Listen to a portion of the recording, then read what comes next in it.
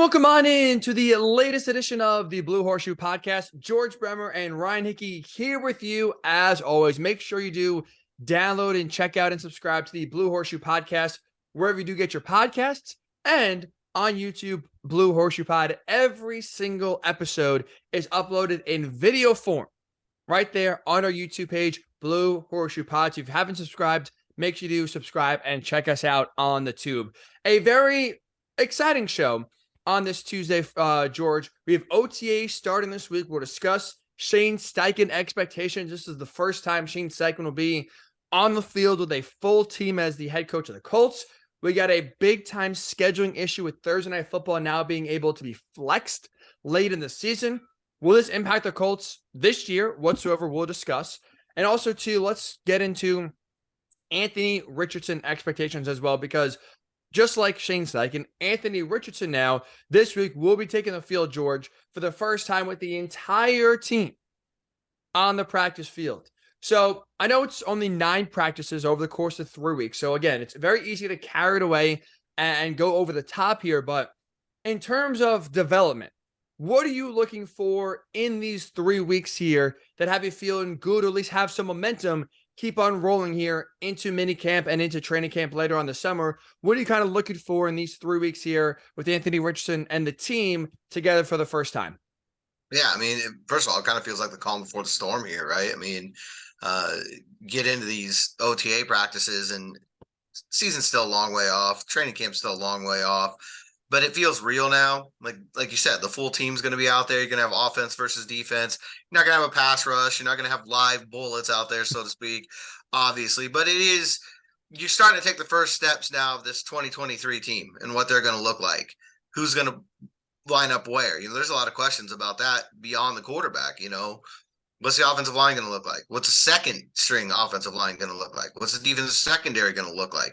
Is Shaq Leonard out there? I mean, we're going to start getting answers to all these questions that I think are really, they're intriguing. But Richardson's at the top of the list. I think he is with everything. I mean, Everything we talk about this year is going to come back to number 15 sooner or later. Number 5. Sorry. Number 5, George. I'm off on the Florida number still. So number 5 sooner or later. One of the things where I knew it was wrong when I was saying, like, what's wrong with that? Yeah, number 5 sooner or later. But I think the biggest thing for him right now is stuff that we can't really measure as onlookers. But how is he retaining information?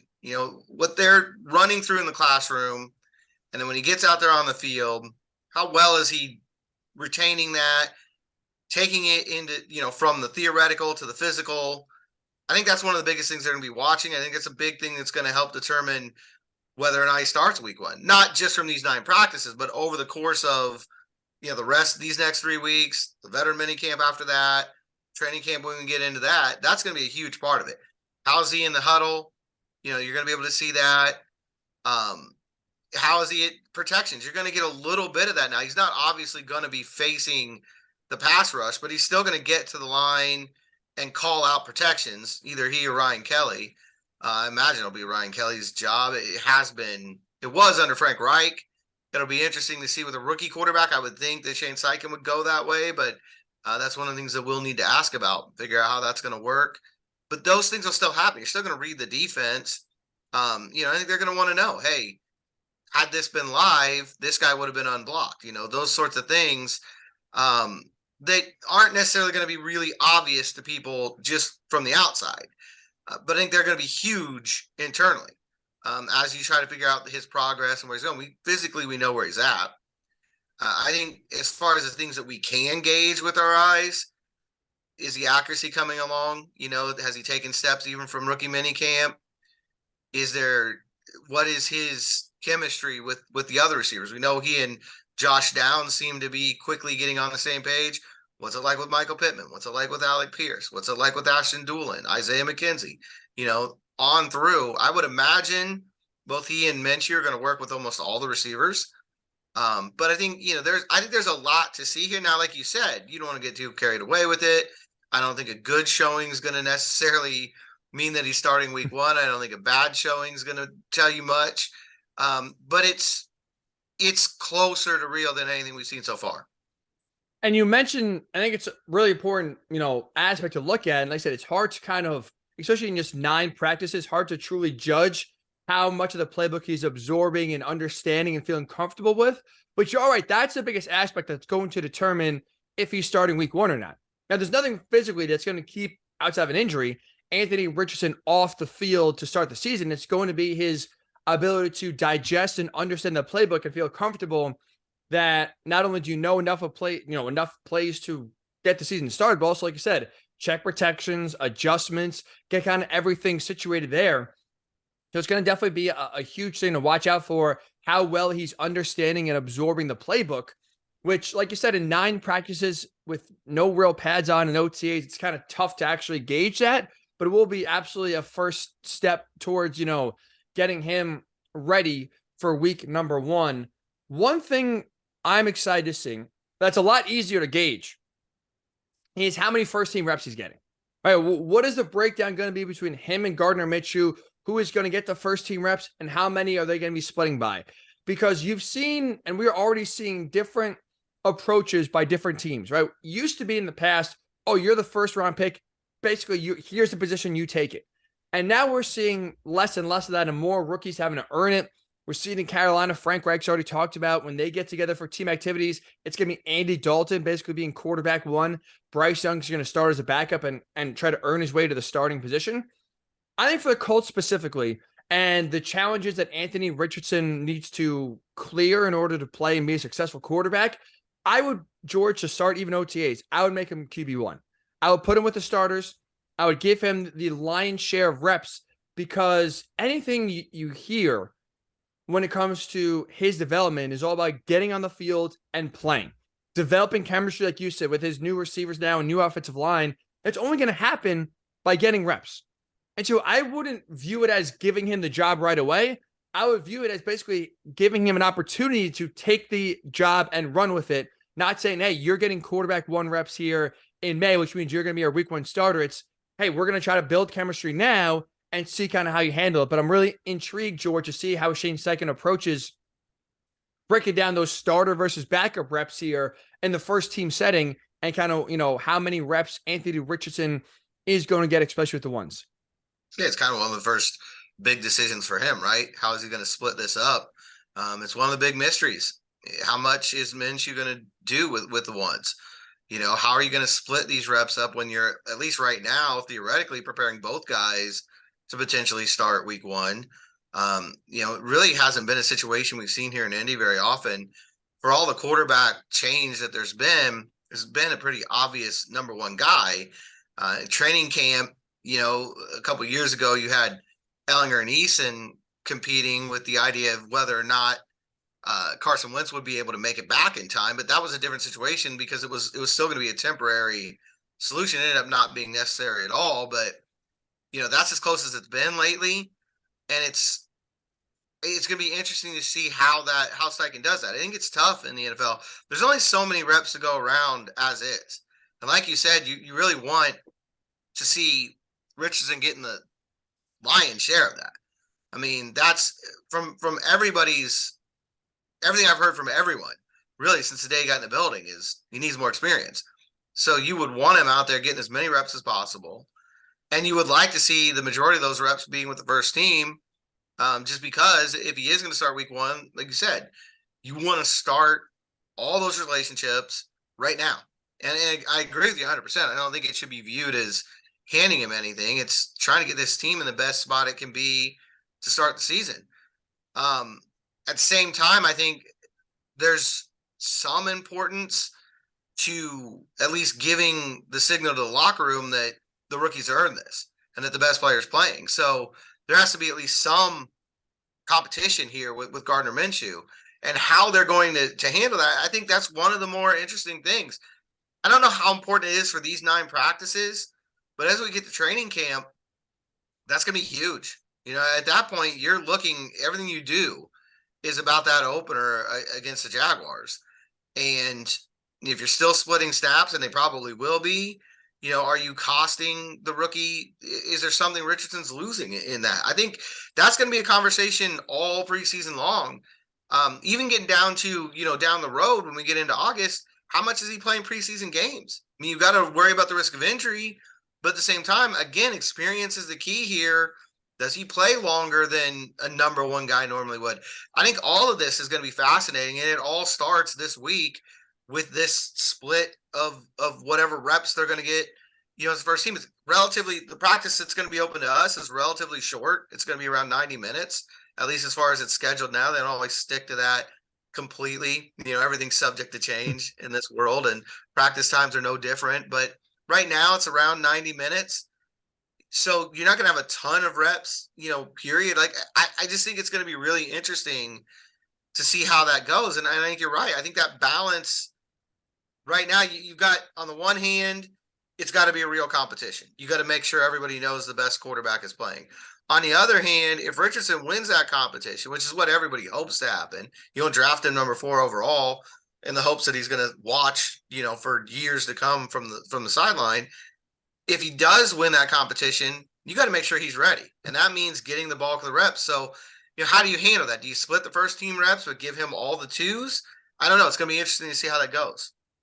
If I was Shane Steichen, I would give him 70%, let's say, of the first team reps. I would give Richardson as many opportunities as possible to let him, like you said, win the job. And I would start that right now this week, OTAs, because again, when we talk about Richardson, it's reps, reps, reps. I would give him all the reps he possibly can have in the spring, in the summer, in training camp, and see if he can take it and run with it. Because I think at this point, too, Gardner Minshew is obviously a veteran in the NFL. He is a guy that was with Shane Steichen last year. So even though it's a new team and maybe some of the terminology has changed, right? It's still, there's a comfortability there between Shane Steichen and Gardner Minshew with, you know what to expect. So it's not like you really need Gardner Minshew to show what he can do. You know what he can do. So I don't think that that's a guy that, again, needs a lot of reps himself, because even if Gardner Minshew, let's say, does start week 1, the expectation is going to be he's not going to start then a lot of games. Like, maybe he starts the first 3, 4, 5 games. It's not one of those things where it's, okay, Gardner Minshew is going to be your quarterback. He's going to be the quarterback all season long, and you want to give him a chance to have as much success as possible. We've talked about this on numerous pods in the past, George. The win total in 2023 is irrelevant, right? The wins and losses, the record does not matter as much as Anthony Richardson's development from today through week 18 when the season ends. How does he look, and how do you feel coming out of year number 1? Do you feel like this is a guy you can truly build your franchise around going forward, and he's going to continue to improve? So if I'm Shane Steichen, I would give him as many reps as possible, especially with the ones, have him start to develop chemistry with his offensive line, with his new receivers and tight ends, and give him as many opportunities as possible to run away with the job. And if he doesn't earn it, if he's up and down, if there's still questions, okay, you can go to Gardner Minshew later in the year, and that's not a guy I think needs a long runway to get ready for, again, what we anticipate to be kind of a short stint as a starter anyway.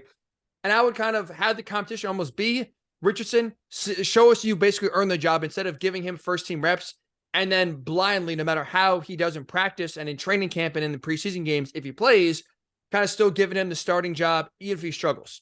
I would basically say, sink or swim. This is your job. See what you can do. If you're sinking, okay, well, we'll go somewhere else and we'll go to Gardner Minshew. If you're swimming, congratulations, you're going to be our starter week 1 moving forward. I think it's a good point with Minshew. I mean, not only does he have obvious experience with Shane Steichen with 2 years in that Philly offense, that he's ahead of everybody else right there. You go back to his rookie year, Nick Foles was supposed to start that season for the Jaguars. Nick Foles spent the entire preseason as the starter. He got all the number 1 reps. He gets hurt early. I think in week 1 he got hurt. And Minshew, as a rookie, had to come in and take over without, really a training camp as a starter or any of those sorts of things. And he went 6-6. He threw 21 touchdowns and had 6 interceptions.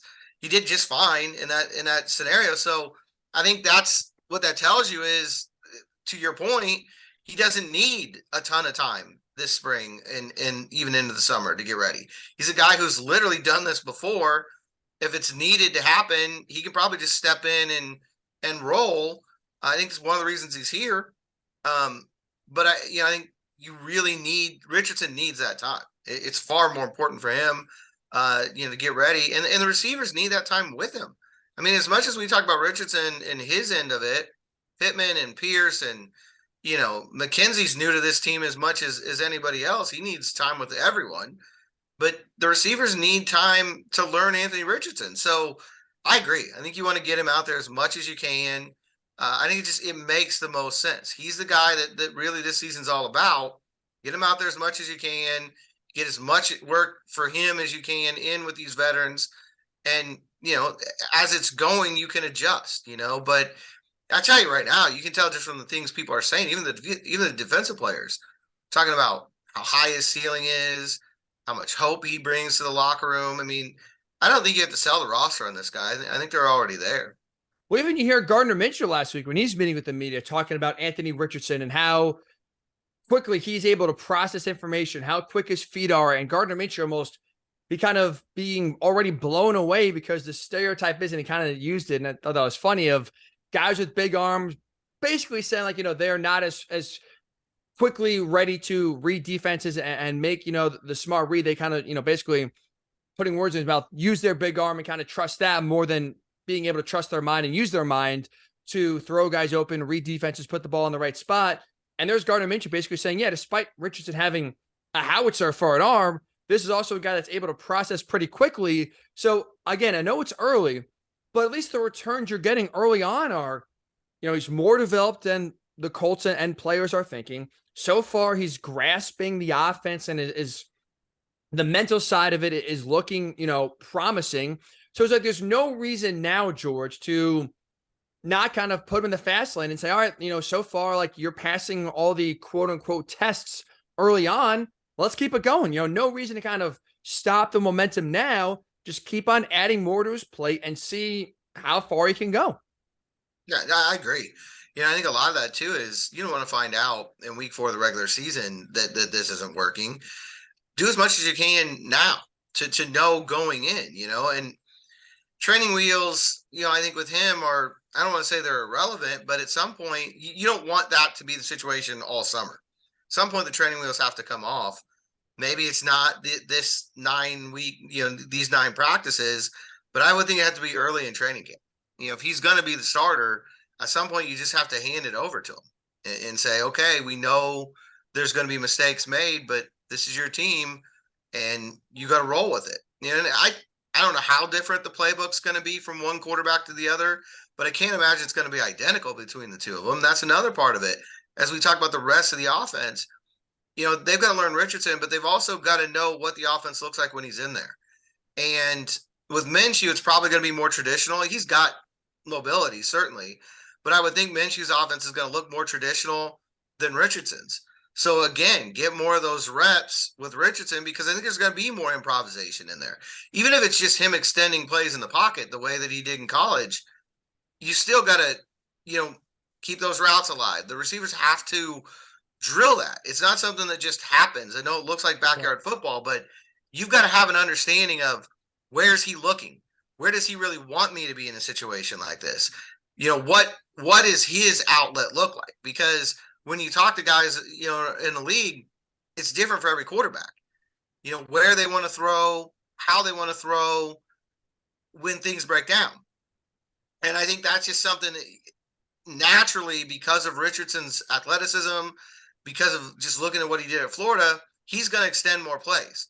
He's going to run around more in the pocket.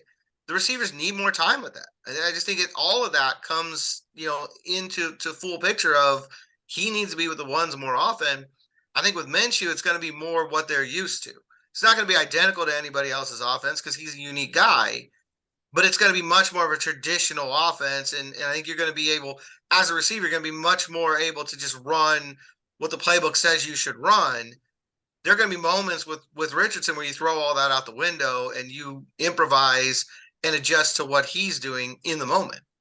I think one thing that benefits Anthony Richardson in a way was Jalen Hurts' injury last year, because you look at Jalen Hurts and Richardson, comparable quarterbacks. Obviously, Gardner Minshew was with the Eagles last year as well.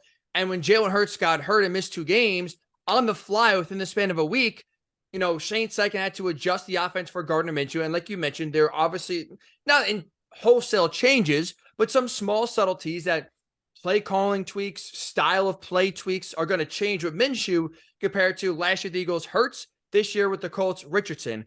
And so it almost helps, I think, Richardson in a way, because Shane Steichen almost got that practice of having to change the offense and the style on the fly. And so if you give Richardson as many first team reps now, and let's just say he's not consistent enough to where you could feel good about putting him out there week number 1 and you feel, okay, we have to go to Gardner Minshew to at least start the season. You could do that late in training camp and still feel, if you're Shane Steichen, I have an idea of, okay, what it's going to look like. And, we were able to do it in a week in Philly. And I know I believe it was 0-2. I think they lost both games, but the one on Christmas Eve in Dallas, like the offense looked pretty good. So it's not like Shane Steichen had a lot of trouble adjusting on the fly to a new offense. It can be done. So you don't need a long runway to say, okay, Gardner Minshew is going to be our starter. We basically need the 3 weeks of training camp to get him ready. You could do it a week and a half, a week left, maybe entering the last preseason game of, okay, this is going to be the call. We gave Richardson all the leash we could have gave him. We don't feel great about it, so we're going to go to Minshew. You can make that decision late in training camp, which means you can give Richardson as many opportunities as possible to feel comfortable, get the offense, and develop chemistry. And that's, I think, the most important thing this offseason is giving Richardson every single opportunity to get comfortable with the offense, get comfortable with the scheme and the players, and develop chemistry, and just give him a chance to kind of, develop essentially. And that's another thing that I think that benefits the Colts in a way with what happened with Jalen Hurts last year. Shane Steichen already kind of used to having to adjust on the fly in a short amount of time to go from one quarterback and one style to the next. I think that could benefit Richardson because you don't have to feel like we need a decision August 1st. You could feel like, okay, we could go to August 21st and still feel like we can give Richardson an extra 3 weeks to try to win the job. And if he doesn't, we still have enough time to get ready for, what is it, September 10th, I think is that Sunday date. Still have him, enough time to kind of make the transition to Gardner Minshew if that ends up being the case. Yeah, and I think that's the time frame I kind of expect to see, honestly. I would think that a starter would be named somewhere around that third preseason game, either before it or right after it. It seems to be the case when there's quarterback competitions around the league. Now, I think if Richardson absolutely seizes it, it could come earlier. If they know he's the guy, I think they'll announce that earlier. But I would expect it to be somewhere around that third preseason game. That seems to be kind of where it happens. I think that the way the schedule works now, with that kind of bye week at the end of the preseason, where you've got that little extra time, I think it aids teams in these circumstances. Because you can make that call, like you said, after even that third preseason game, still have basically 2 weeks to get the starter ready to go for the regular season. It wasn't that way, in the old days. You have about 10 days between the last preseason game and the start of the regular season. Now it's pretty much 2 full weeks, maybe even a little more than that, because I think that last preseason game is usually on a Thursday. So I think the Colts are the Amazon Prime, if I'm not mistaken, on that. Yeah. So I think it's like almost 2.5 weeks then. That short week. Thank you, Al Michaels. Right. So, there's plenty of time to go with either guy. And so I think it's really helpful. One of the things that I think the 3 exhibition game schedule has really done that probably helps teams a little bit. If you don't know for sure who your quarterback is, I think you got plenty of time with the way the schedule lays out now. You mentioned just before that you think if, like, let's say Richardson seizes the job and he's the quarterback that's going to start, that we can get that announcement sooner rather than later. So far, the only thing we know about Shane Steichen, we know very little in terms of his coaching style. But one of the things I think we could concretely say so far is he is someone who gives very little details. I would not be surprised, George, if we are going and waking up Sunday, September 10th, and having no idea who the starter is going to be. Steichen seems like that guy he's not going to give an inch or any extra information if he doesn't have to anyone. I could see him declaring no winner in training camp. Job is open. Gardner Minshew taking like the first team reps in warmups on Sunday against the Jags. And have Richardson going. He seems like someone from the Bill Belichick school where he will give you literally as little details as he has to possibly give. He definitely seems like one of those guys who's guarding state secrets so far. You're right. I mean, it's been a short period of time, and who knows how things play out, but he's not been real forthcoming with stuff. And I think I almost expect what you just said to play out to some extent, because I know one of the things that the Colts feel like they have an advantage in this year is that you've got a first-year head coach. and then you've got a rookie quarterback who nobody's 100% sure what that offense is going to look like. Now you throw in the fact that you're not even sure he's going to start. I think they will lean into that a little bit. Make Jacksonville prepare for both guys. Although Jacksonville knows Minshew as well as anybody in the league. So it's probably not going to be a huge thing for them. I still think they would spend pretty much the entire time preparing for Richardson because they know Gardner. You know, it was Right. just there 2 years ago. But I still expect the team to do it. I mean, I think any team would. When you look around the league, it's sort of, you got a new head coach. Carolina probably won't because there's not much doubt. I mean, everybody knows Bryce Young's eventually going to be the starter there. That's not really in question. And I think Houston's kind of the same way. You know, I think it's going to be Stroud. So I don't think they're going to. Davis Mills did have a strong finish last year, George. He put on a Hall of Fame performance to finish out the year. Stadium. Yeah, absolute 4th and 20 or whatever that was. But I don't think they're going to drag it out either. The Colts have that element of mystery. You know, the question has always been, will Richardson start? I think they're going to use that. I think they'll lean into that. Now, maybe not. Again, if he just absolutely lights out and there's no question about it, then I don't think they'll do it. But I think they're going to take every minute of that and drag it out right up to kickoff, like you said, because it is one of the few things they have in their bag this year. One of the few clubs that they can use is that element of surprise. And I don't think you're going to see much from the preseason. Honestly, I think it's going to be really vanilla because they're not going to want to tip anything until they go against Jacksonville in week 1.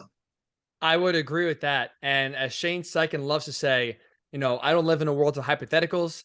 And so I guess technically, George, any question about the starting quarterback until it's actually game day is a hypothetical, right?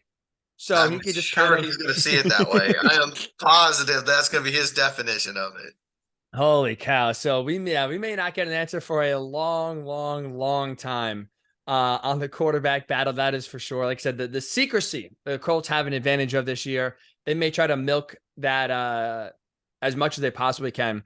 That is for sure. Speaking of which, let's talk about Shane Steichen a little bit here because just like Anthony Richardson, George, this week is the first time Shane Steichen will be on the field with a full team as well. It's obviously going to be a very interesting year. We just kind of talked about the mystery around this team. When you have a young team, you have a quarterback situation where even though we think Richardson will start a majority of the games, no one really idea what to expect at all.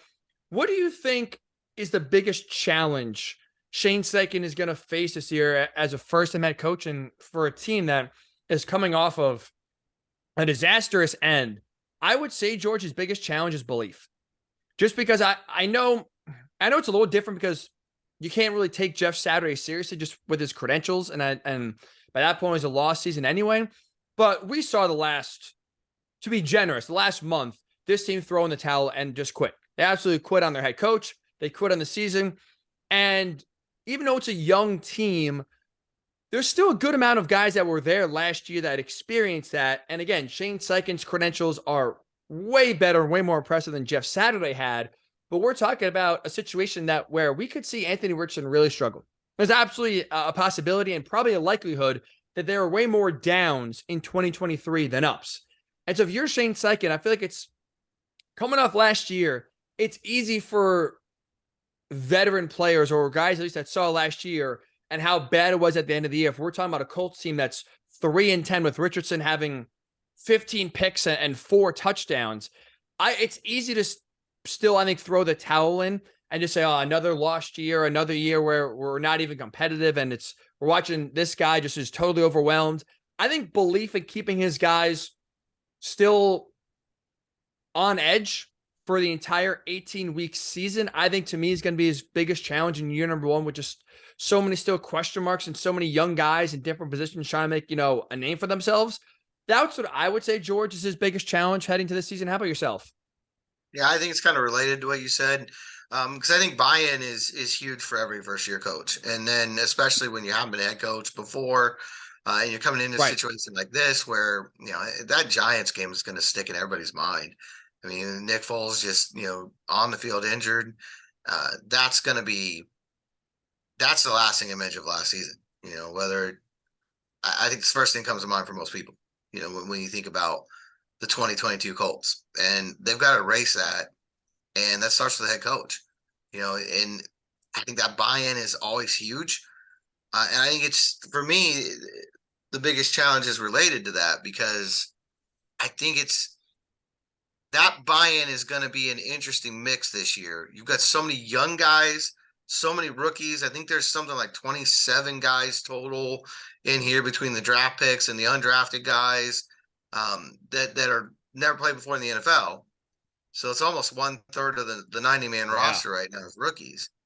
And then you've got guys like DeForest Buckner, who's not at the end of his career by any stretch of the imagination, but it's certainly at a time where winning is the most important part, for him. And he's bought in so far to this sort of soft rebuild. The idea that this is going to be a quick process, that you've got the right quarterback, that you're going to be good sooner than later. But as the year goes on, it's easy. I think it's easy to kind of feel that way right now. Like, spring is all about optimism and possibilities. But like you were talking about, you get into week 13 and you're well below 500, and Richardson's struggling more than not. You see the flash and you see the promise, but he's not changing games at this point, in his career. How will those veterans react? I think that's huge, and there's a few of them. I mean, Buckner comes to mind immediately. He's a guy who's been in a Super Bowl before. Grover Stewart, I think, is either 30 or about to turn 30. Ryan Kelly, even Quentin Nelson's getting a point in his career where he probably wants to start winning playoff games and having a legacy like that. Braden Smith, all those guys who kind of core guys. And then you got guys like Jonathan Taylor and Michael Pittman who are in contract years or looking for extensions. There's a lot of agendas in this locker room, or there could be, and I think that's going to be a huge challenge for a first-year coach to balance all that, to tell these veterans that, hey, we're not giving up on the year. We're still going to try to win, but the most important thing is this rookie quarterback and getting him ready. That's a hard sell. It really is. And I think it's gonna require some delicacy. So far, it seems to be going well. I mean, I think there's a lot of optimism around there. But again, they haven't lost a game. They haven't thrown an interception. They haven't suffered an injury. They haven't, faced tough questions after a questionable decision.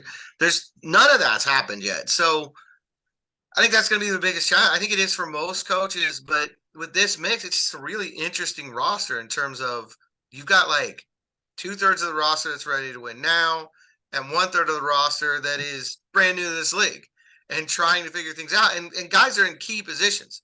I mean, obviously Richardson, that defensive secondary could be dotted with rookies and second-year players. The offensive line could have a couple young guys, second-year guys, maybe a rookie, depending on how things turn out with them. It's just a lot of key positions where there's extreme youth. And I think as a head coach, you've got to sell these veterans on, that's okay. It's going to be worth it, hopefully this year, but definitely 2024 and 2025. Right. And that's like, look, the Colts are obviously, they're doing the right thing. This is not, us questioning of, is this the right direction they're going down? They are 100% doing the right thing. But you are right. Like, when you do have certain veterans in certain spots, the last thing you want them to feel like they're doing this year is babysitting. And like you mentioned, that when you have almost a 30-year roster going into training camp who has never played a down in the NFL, when you're going to have very young, inexperienced players at some of the most important positions in offense and defense, even at head coach with a first-year guy that, Shane Steichen's been around the league for a while, but it's also his first time as a head coach who's going to balance play calling and also trying to be a head coach and, dealing with the entirety of the team. He's going to have, growing pains. He's going to have to work through this year. Obviously, Richardson's going to have growing pains. The secondary you mentioned is going to have massive growing pains this entire year. So it's like the last thing you want DeForest Buckner, Grover Stewart, Quentin Nelson to feel like they're doing is babysitting, where it's like, oh, like these idiots, they can't figure it out, or this is such a stupid play or, mindset that they have. And it's just like, you kind of roll in your eyes of just like, I can't believe I'm, dealing with this. That's obviously the worst case scenario you want. And again, after the way last year went down and the second half of the year, how it finished, like, I think it's easier to fall into that mindset than it would be if you're coming off a year that, was okay, or the Colts were 4-12-1, but it wasn't just a situation where they lost 8 straight games and, were a laughing stock at the end of the season where you're blowing a 33-point halftime lead and you're no showing some games. Like the offensive line last year quit. Are they going to quit again if Bernard Ryman, let's say, doesn't take a massive step in year number 2 and you have a rookie at right guard and he's struggling, and Anthony Richardson, for all the praise we gave him with pocket presence at Florida, if he now is starting to get, happy feet and he runs out of the pocket sooner than he should, is the offensive line going to quit on that? Like, I think once you quit once, George, I think the question is always going to be out there.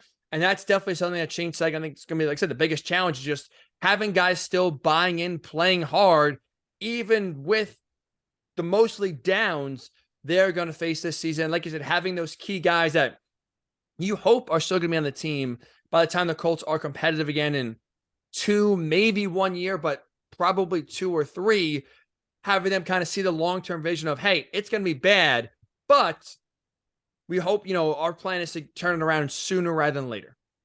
Yeah, I think the idea is you may have to get a little bit worse before things get better.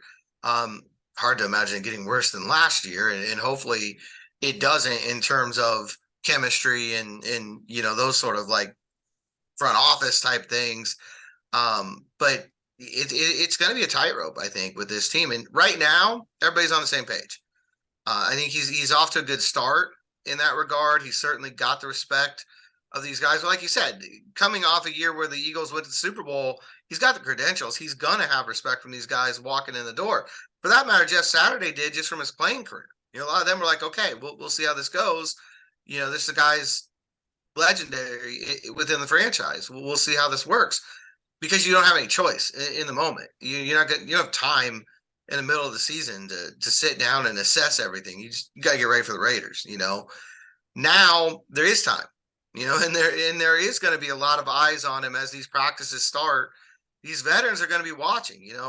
How is this going? Is it a babysitting job, or are they hoping to win this year? Because as much as we've talked about being prepared, managing expectations, being prepared for more bad than good, from a franchise perspective, you still have to have the idea of, hey, we could get hot, we could make the playoffs. This division is not the most dominant division in the league by a hard stretch. The schedule is not real imposing. You still have to have in the back of your mind, kid comes along faster than you expect.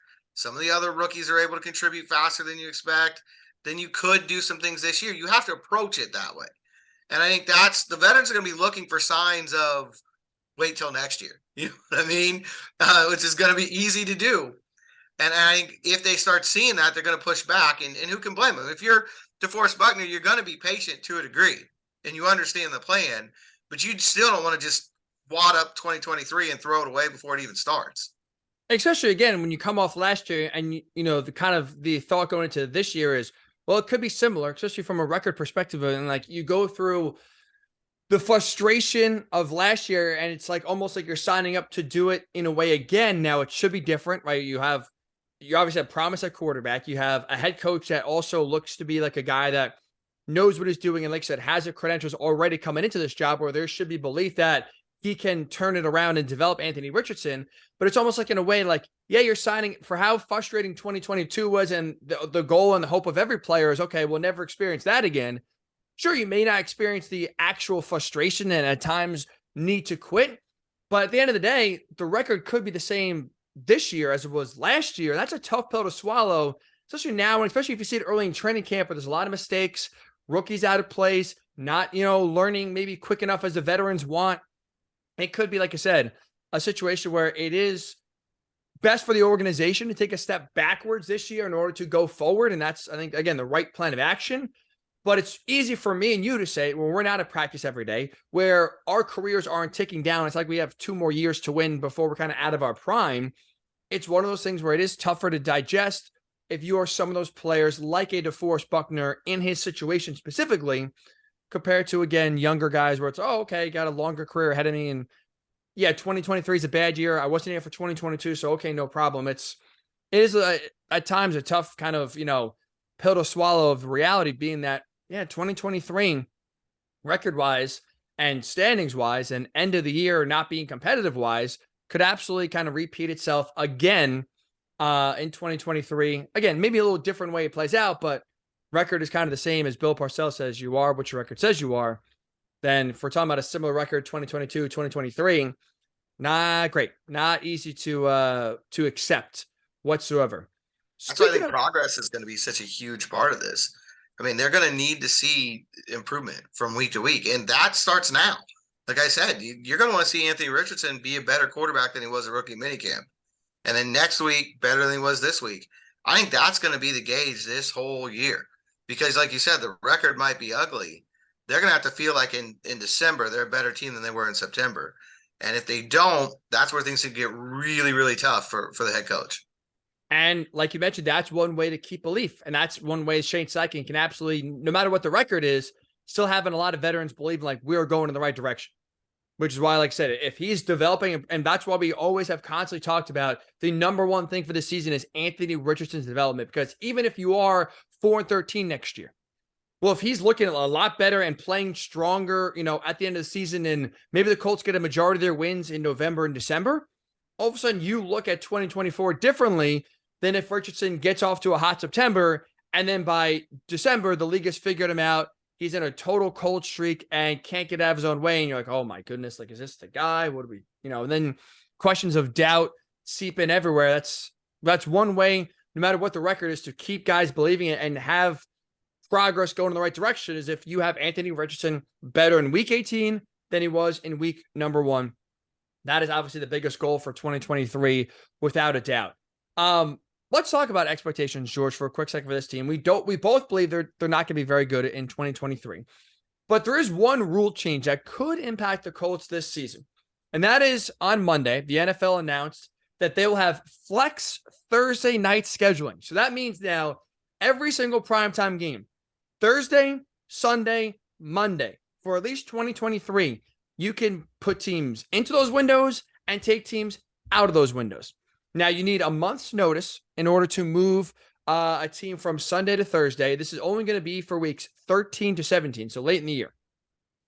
And this is also the first year that teams are not guaranteed to be on Thursday night. As we know, the Colts have 0 Thursday night games. So right now, they are not in danger of being taken out of one of those slots.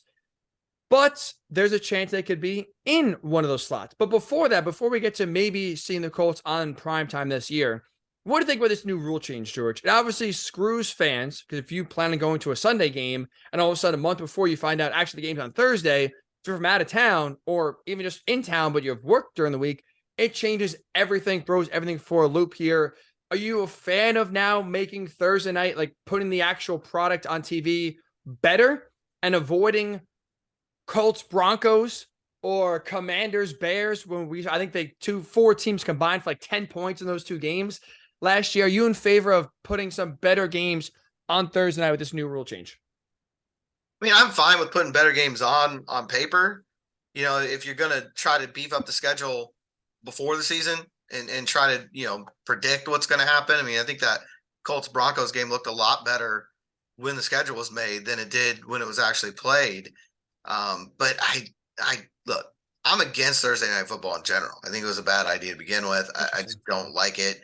I think there's too many guys who would be able to play on Sunday who don't play on Thursday. I think in and of itself, it's a competitive balance issue, even that it exists, because I think there are teams that lose Thursday night games that might have won if the game was on Sunday because they had a key player out who couldn't get back in time. And somehow the league keeps making it worse. I mean, I think it was a bad idea to begin with. Then the idea of, let's have teams play multiple times and not have everybody subject to it, that's a worse idea. And now it's like, what could we do to make this terrible idea even more horrible? How about add flex scheduling into it so that we can now just randomly take teams in and out? Now, like you said, it's a month notice, but I just don't. I think it's going to affect the playoff chase. I really do. Because you're now talking about potentially flexing a game in late in the season to a Thursday that was supposed to be a Sunday. And invariably, it may not happen this year, but it's going to happen at some point over the life of this. A quarterback's going to miss one of these games. And a team in a key, you know how important these December games get. Mm-hmm. You're going to go out there without your starting quarterback on a Thursday who could have played on Friday or on Sunday, especially if it's like a concussion situation and he can't clear the protocol. And now he doesn't play on Thursday night and he would have cleared by Sunday and you lose the game. I don't know why you'd want to create situations like that for yourself. I do know why. There's billions of dollars or why it's happening, but it's, to me, it's a massive competitive balance issue on top of the fact that your fans, as you said, okay, you bought your son Christmas tickets for a game. This is great. We're going to go, the first week of January. Oh, wait, that game's on a Thursday night now and we can't make it. Don't do that to your fans. Don't do this to your players. Don't do it to the entire. I think it affects the integrity of the league. I really do. Is it going to be an every week thing? No. But when you're flexing these late season games, you're talking about highly, highly important matchups, and you could be messing with those rosters. I don't like it. Obviously, clearly impacts the fans, right? That's one thing. It's obvious. We don't have to get too into it. It's screwed up for them. And you said it, so I won't repeat what you said. But you're right. I think the bigger issue, too, is the fact that you are now going to impact the playoff race and the run to the Super Bowl. Because if you're going to be a team that's flexing a Thursday night, here's a spoiler alert. You're not going to be a bad team. They're not putting the 4-11 Colts taking on the 3-13 Bears on Thursday Night Football for how Michael's getting excited about. You're going to move the Chiefs or the Bills or the Bengals or the Eagles and move them up. And we're talking about now, like you see it every day, George, in the locker room. By the time Thanksgiving comes, these guys are hurting. Everyone is hurt. No one is near 100%, but you push through it. And now you're going to say, hey, you might have played on Thursday night a month ago. But by the way, even though you're hurting and you are now maybe one game out of the 1 seed or one game out of the playoff race or one game away from the division lead, we're going to move that game up 3 days. Like I said, even if best case scenario, all you guys are still healthy, well, now you have a short week with a very important game when you don't have a lot of prep time to get ready for it, and you lose that game. Like you said, you feel, and your season comes down to either you missed out on the 1 seed, so you miss out the bye, or you miss home field advantage, or you miss out the division, or you miss out by the playoffs by one game. It's very easy to go back to that Thursday night game and satisfying, for whatever reason, Al Michaels and Amazon of having to move that team up 3 days, throw the entire schedule off, and really put them in a disadvantageous situation because these guys are already banged up and it's so hard to get ready for a Sunday game late in the year. Now we're going to get ready for a Thursday night game on short rest. It makes no sense. You know what I don't get, George? Like you said before, you hate Thursday night football. For me, of the 3 primetime slots, I actually love Thursday night football the most. Just because by Sunday, like, I don't know about you, and I know it's like different when you're covering games, but I'm just exhausted. There's just so much football going on from 1 o'clock to 8 o'clock. By the time the Sunday night game comes around, I'm like ready to go to bed. So I'm like kind of tired already. Monday night football, I'm still kind of tired / like buzzing about the Sunday game. So it's like, okay, Monday night football is cool, but it's not like I'm looking forward to Monday night that much. Thursday, when it's kind of new, okay, you get 2 days off, Wednesday, Thursday, now, or Tuesday, Wednesday, now the new week is here. Like, I look forward to Thursday night football the most. But with that said, I don't really want good games, if that makes sense. Like, I love the window, but I don't need to see Chiefs, Bills, that kind of matchup every single week. I actually kind of like middle of the road matchups just because it's like one of those things where you can sink your teeth into, but it's also not consequential. It's like an appetizer. The appetizer would be the best part of the meal. You just want it as a nice little warm-up, get you ready for, the main course and dessert coming afterwards. So it's like, I get why Amazon wants great matchups because they're paying all this money and you don't want, again, Commanders, Bears, and Carson Wentz versus Justin Fields in like a 15-10 game, whatever that ended up. I get it. But why the NFL is acquiescing to Amazon and Al Michaels over, they're basically putting Amazon over fans, over teams, over NBC, over ESPN. Like, they're putting Amazon basically number 1. I don't get why. I truly don't get why. No, and I get the window and I get the appeal there. And I thought it was nice at times. A team like Atlanta last year that was playing a little bit better than expected. They weren't by any means on anybody's radar as a contender, but they were a better team than they were expected to be. They had a young quarterback late in the year. You get them on Thursday Night Football and you get a good look at them. That was fun, getting that kind of chance. The reason I didn't like it all along is I think it ends up being bad games, or at least not as good as it could be on Sunday because of what you were just talking about. Short week, guys are banged up. Even the guys that do make it and can play aren't at full strength. They're not like they would be on Sunday. And so it just, for me, that's not, I don't really like to see that. I don't know. I fear we're going to get to a day where like the Jets are on Thursday Night Football every week because they got Aaron Rodgers, and now it's just all 17 games are the Jets. It seems like what they want to do. I'm using them right now because a big market with a new team. It's a different team every year, but it feels like that's what they're trying to do, is get to a point where it's okay. Here's this big, and I think it was Warren Sharp. Somebody, almost positive it was Warren Sharp, had a really in-depth Twitter thread about a week ago about how the schedule imbalance is worse than it's ever been because of rest days. And a lot of that has to do with what they did to Thursday Night Football and not everybody having one and some people having more than one.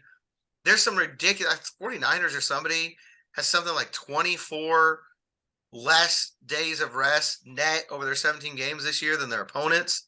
That's insane. Wow. Why would you want to do that? And I think this flex is just going to make it worse. Without a doubt. Without a doubt. And like you said, it impacts good teams. Now, it will not impact the Colts this year, I'm going to say, although we'll get into that here in a second. But like, it's going to, like, this is a 1-year trial period, George. And put that in quotes because they said, we'll see how it goes. It's going to stay. This is one of the things where there's no chance that they're going to, take this away. So, going forward, it may not be this year. The Colts, sooner rather than later, are going to get screwed by this. It's going to happen where fans are going to get screwed out of going to a game. The Colts may get screwed out of a win because, like I said, someone's hurt, or again, you're just not fully ready to play and you have your prep time cut basically in half going from Sunday to Thursday. And if it's a big game, which again, they're going to flex these games that are big and important in the standings and important in the playoff race, you could potentially miss out on the playoffs or, be in a situation that's not the most advantageous spot if you get in the playoffs because this one game had to satisfy Amazon more than anything else. And you see the NFL putting TV providers ahead. I get that's where the money's coming from. But look, I think at this point, George, we have learned people will watch no matter what. If it's Falcons and Panthers in week 13 on Thursday night, I promise you people are going to watch. It's going to be on in the background. So you don't it's not one of those things where, we have to have a good game on or else no one's going to watch. It's not soccer. It's not baseball. It's not even basketball. People will watch no matter who is on who is playing. That's why I just don't think that this is necessary whatsoever. Aside from, like I said, all the disadvantages that it has on the field, just from a ratings money perspective, which is always obviously the driving force, with the NFL, it is going to be a situation where you do not need to do this. People will watch no matter what. And if Al Michaels is upset or throwing a hissy fit because he has to call, God forbid, a Jaguars Colts game in week 14, sorry, you signed up for it. Plenty of people have way worse jobs where if the biggest stink you're going to make is calling a game between a 7-5 and a 6-10 team, suck it up. Suck it up. No, exactly. I mean, he was at NBC. He could stay on Sunday Night Football. I know Monday night was looking, there were a lot of options for him where he could have gone. You go to Thursday night. Did you not watch Thursday Night Football before? Did you not know what that schedule looked like? It's the way it works. And to your point, that Falcons-Panthers game, the random, late season game between them, probably outdraw the World Series on TV ratings. I mean, let's be honest. That's how it goes, or at least be a lot closer than it should be. Right. You look at those ratings, usually it's definitely going to outdraw like a first-round playoff game in Major League Baseball. And there's no reason to do this. The NFL is king. But I feel like they just keep trying to milk that more and more every year. They're going at some point to hit at some juncture here, there's going to be diminishing returns. I don't know when that is, but they're going to hit it. And, maybe, look, I'm sure there's people out there now saying, what's the big deal? And maybe it has little impact. To me, it's completely unnecessary. And that's the biggest thing from any standpoint. You're disrupting fans' schedules, and then the tickets that they bought that they aren't cheap, by the way, that they spent hard-earned money on. You're disrupting your players and your competitive balance. And you're doing it all for what? To get a few more viewers? Because I'm with you. I think it's not going to be that big of a difference from one week to the next. Especially when most time for me, Thursday night's the one I end up watching the most just because it works best in my schedule. Sunday, I'm usually working. Monday, I'm usually like you are. I'm a little bit like, okay, I'm a little burned out. If the Monday night matchup is really good, then I'll catch it. But most of the time, I'm like maybe the second half, like right before bed or something. Thursday is that it's the only game on. Yeah, I'll go. I don't really care who it is. There's no other option. I'll Right. go watch whatever game it is. And sometimes you're really surprised. Hey, that game was actually really competitive, or you saw a player that you didn't know was playing as well as they were, or whatever. This to me is unnecessary, causes a lot more problems than it could potentially solve. Could not agree more. Could not agree more. Now, neither of us think the Colts will be any good, but let's just play the game, George. It's weeks 13 to 17 with this flexing options available from Sunday to Thursday. Any chance this year the Colts could be moved from Sunday to Thursday? This is their schedule, week 13 to 17.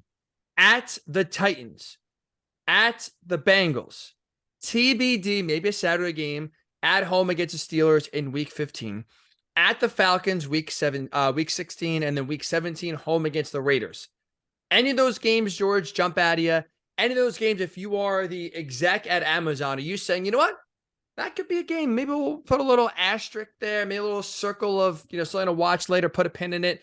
Any game from 13 to 17 you think could be flexed in for the Colts here, possibly?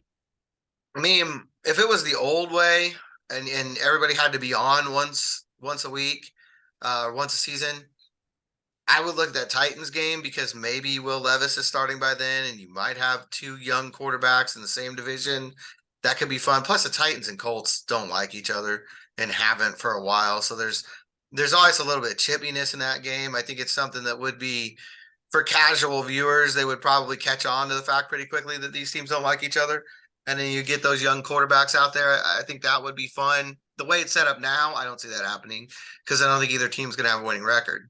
And so they wouldn't want to move that in. They're always ready to put the Steelers in prime time. So that one, if the Colts are remotely competitive, We saw that last year. Hot take, by the way, that Steelers Colts game would have been absolutely flexed out of Monday night. What was that, week 16 last year? 15? It was late. Yeah, it was. It was late in the year. Chargers was later, so maybe it was more like week 12 because they were a month apart. Because of so maybe after Thanksgiving, maybe it was that I think the Monday after Thanksgiving, possibly, or the week after, but it was like late November, early December, right in this window of, oh, that's a bad game. Let's get it out of there. Yeah, I don't know if they'll, that's going to be interesting too. I don't know if they're going to flex those games because part of it, obviously, is competitive games, and part of it is those brand name teams. True. So I don't know. They might have stuck them in there anyway because it was Pittsburgh, and then I don't know. It was right before the Steelers got hot. They came in with very similar records. Mine had the same record. So and Kenny Pickett stunk too going to that game. Oh yeah. Of course, they had a breakout game, but really, that was the game that started the Steelers kind of that run they had to almost make the playoffs. So it might have been moved out. The only other one's the Bengals. I think people should want Joe Burrow in prime time as much as possible. So again, I think the Colts have a heartbeat. That game with Cincinnati or the game with Pittsburgh could move in there. But realistically, I don't see it happening this year. I think they would flex the Germany game if they could. Somebody else into that slot, but pretty sure that one's written in stone. Yeah, I don't think fans, if they bought their tickets to Germany, you have to worry too much about the Colts moving out of that one. That is for sure. I would agree in terms of the bank. I think it's not going to happen, but if there was one chance for the Colts to get a primetime spot this year, I think it would be that Bengals game. Obviously, the Bengals now with Joe Burrow are a team everyone focuses on. That's a game on Sunday that's going to be buried in the 1 o'clock slot anyway.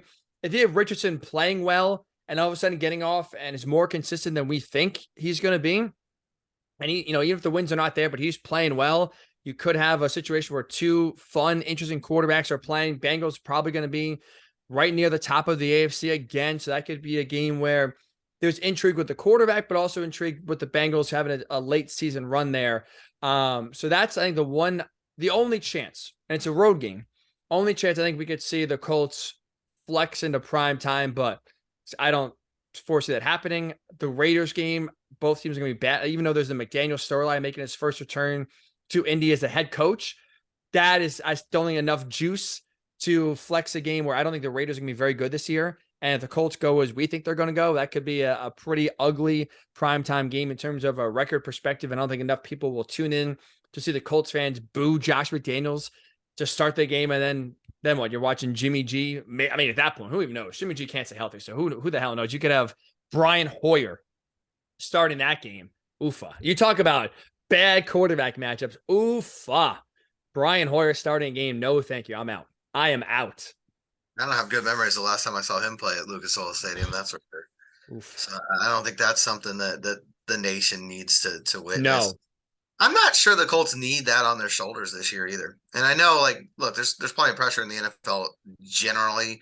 But I don't know that this young team necessarily needs to be in a primetime slot where they know the whole country's watching. And they might try to do a little too much. I think the young guys in particular, they want to make their name. Hey, we're the only game on. We're going to go out there and we're going to get everybody's attention. I don't know if this team needs that this year. I don't know if it's in their best interest.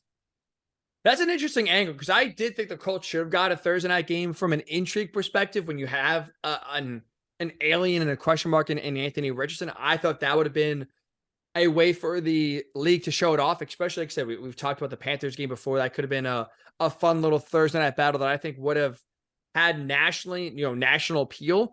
That's an interesting point. I will say this. I would rather have the Colts trying too hard than what we saw last year where they were lifeless against the Chargers, mailed in against the Steelers. I know it's not a primetime game. It was a standalone Saturday game, but blow a 33-0 halftime lead against the Vikings. Like, that awful offensive performance that set offensive football back 30 years with that game in Denver. Like, at least if I see some juice, and even if the Colts are making mistakes because of over-aggressiveness, I'll take it, George, compared to what we saw last year in primetime games that were mostly lifeless and left us counting down the time till it was finally over. The Giants game wasn't standalone, but they needed a win to get in the playoffs, and it was New Year's Eve in New York. So it was a bigger stage than a normal 1:00 Sunday game. And that was another absolutely disaster. So I think that's the biggest reason they don't have a primetime game. I'm going to be honest. The way they played last year in on big stages gave nobody a whole lot of reason to welcome them back. So I think that's one that, when we talk about moving things in the right direction this year, getting yourself into a spot where they want to put you on primetime next year would make this a very successful season. Absolutely. I like that. That's the bar. No wins, no losses. Be a team the nation be intrigued to see in 2024. That is the standard. And that standard, George, can start to be met this week with the first team practices starting. OTAs are underway. So the media availability, George, this week is Thursday, correct? Yep, Thursday. So Thursday, our plan then is to have a pod after practice on Thursday, hear the players talk for the first time in the full squad workouts, see if Shaq Leonard is out there, see, where guys are positioned, who's getting first team quarterback reps. What did Shane Steichen think? What did Anthony Richardson think? We will have a lot of storylines coming out of that first week of OTA. So we will be back on Thursday evening-ish on the Blue Horseshoe Pod with a fresh reaction here to the first OTA practices. So again, if you are just tuning in for the first time, welcome. We appreciate you. Make sure, though, you don't go anywhere. Subscribe, download to the Blue Horseshoe Pod, wherever you get your podcasts. Bright blue logo if you are a podcast listener. If you want to watch the beautiful, handsome faces of George and I, YouTube is the place to go. Blue Horseshoe Pod is where you can find us on YouTube. Subscribe there, and you'll be able to watch every single episode and get a notification anytime we do drop a pod, which Thursday is going to be the day. So, George, back on the practice field. It's going to start to really feel real now as training camp is basically 2 months away. A lot of questions still to go. We'll hopefully get some answers on Thursday, but excited to kind of talk about some aspects of football. At least that is for sure. So have a great week. We'll talk to you on Thursday right here on the Blue Horseshoe Pod.